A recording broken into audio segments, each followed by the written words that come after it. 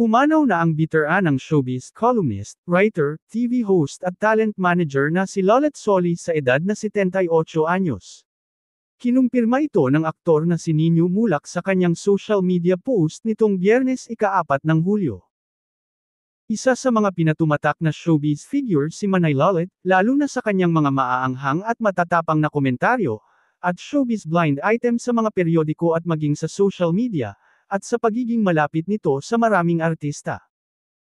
Nabalot din ng kontrobersya ang kanyang career dahil sa ilang naging malalaking issue sa industriya, isa na roon ay nang siya ay masangkot sa pamosong fiasco, sa Manila Film Festival noong June 22, 1994, noong siya raw ang tinuturong utak sa pagmamanipula ng pag-anunsyo ng pangalan ng mga nanalong Best Actor at Actress, at naging isa iyon sa mga pinakamainit na issue noong taong iyon.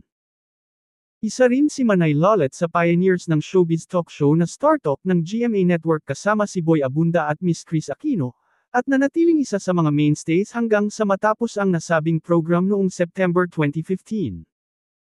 Isa sa mga sumikat sa kanya ay ang Bati Minute, kung saan mabilisan ang kanyang pagbati sa loob ng 1 minuto. Samantala, marami nga sa showbiz industry ang nalungkot sa pagpanaw ni Manay Lolet Solis, at isa na nga riyan si Jolo Revilla.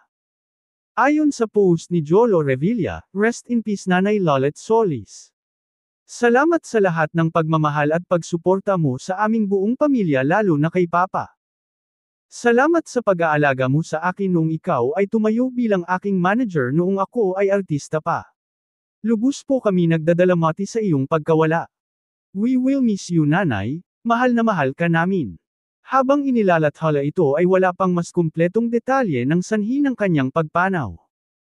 Mula sa aming lahat, nakikiramay po kami sa pamilya na naiwan ni Manay Lolet.